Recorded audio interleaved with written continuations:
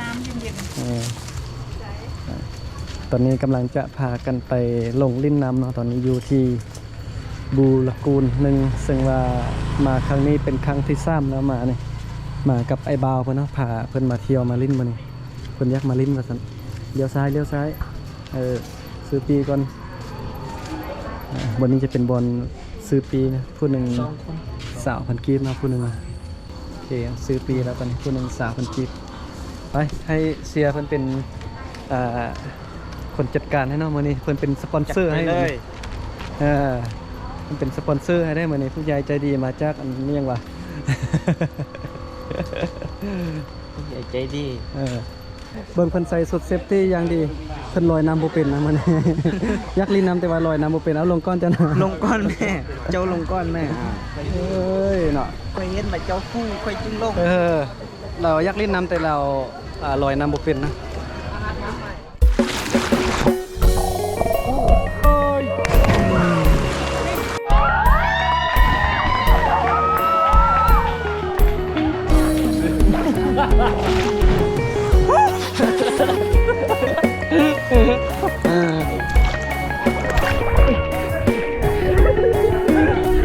Hello.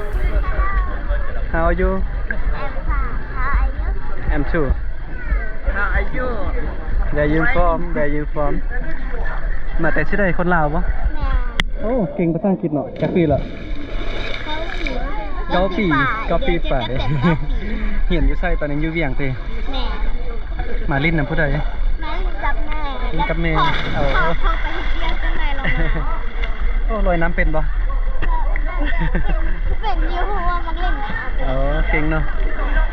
ส่วนไอ้เบาเล่นเด็กน้อยเขาลอยน้ำเป็นตัวเองลอยน้ำบ่เป็น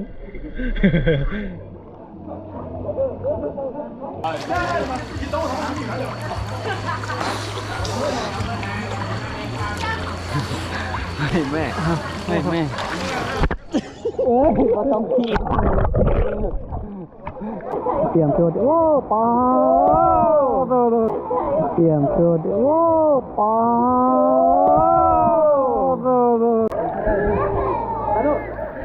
สำเร็จ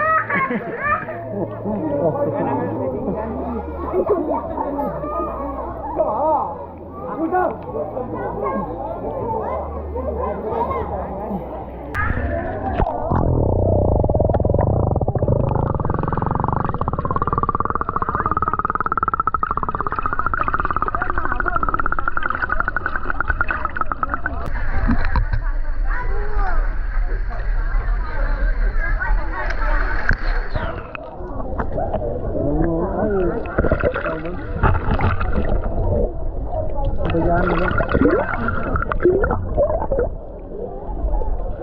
ไม่หายนะ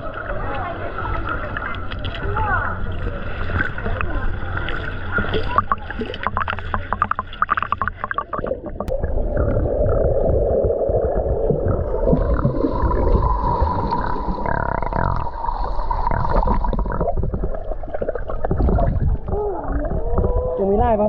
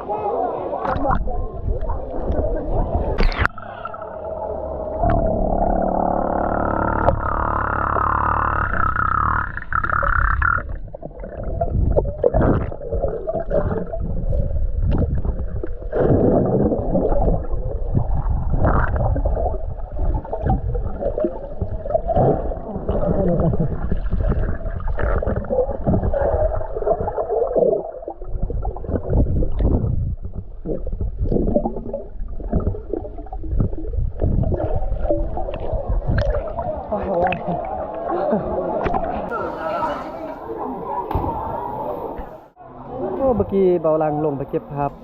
ป่าอยู่ในน้ำมาป้าตัวบอกคักเนาะอันนี้ไอ้บ่าวเพิ่นก็มักเบิ่งป่าขนาดนี่เรามักเบิ่งป่าขนาดเนาะป่าบักไล่ๆอยู่นี่นะเขาลงเล่นน้ำนี่ตัวป่ามันจะลอยมาหาเขาเลยมันจะบ่ยานตัวป่ามันโอ้โหโอ้มัน ลองย่างกัน มันหายเนาะมันบ่ยานเขาน่ะโอ้คนมาดินลายขนาดเลยบ่เนี่ย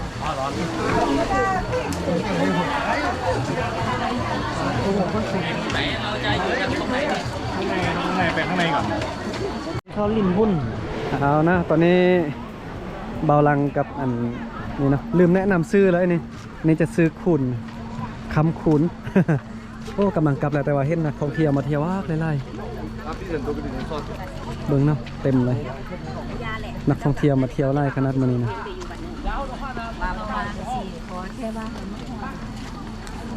阿姨，你1000万要不要？要！太少了，按照这样。太多了。 มาเป็นทีมงานเลยนักท่องเที่ยวนะป้ามาไล่ๆนี่ 来2个没关系的。感觉好像对，要这个角度。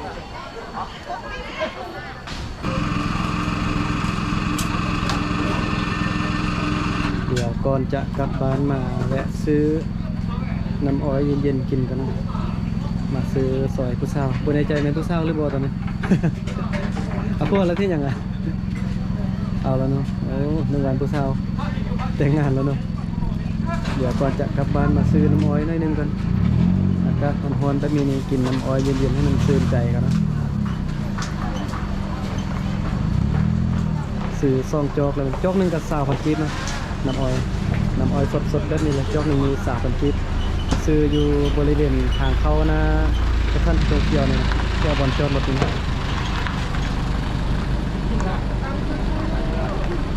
โอเคนะคลิปนี้ก็มาห้องนี้ก็ขอบใจพ่อแม่พี่น้องที่เข้ามาเบิ่งมาชมคลิปนี้เบาลังเขาอนุญาตจบคลิปเพียงเท่านี้ก่อนเดี๋ยวคลิปต่อไป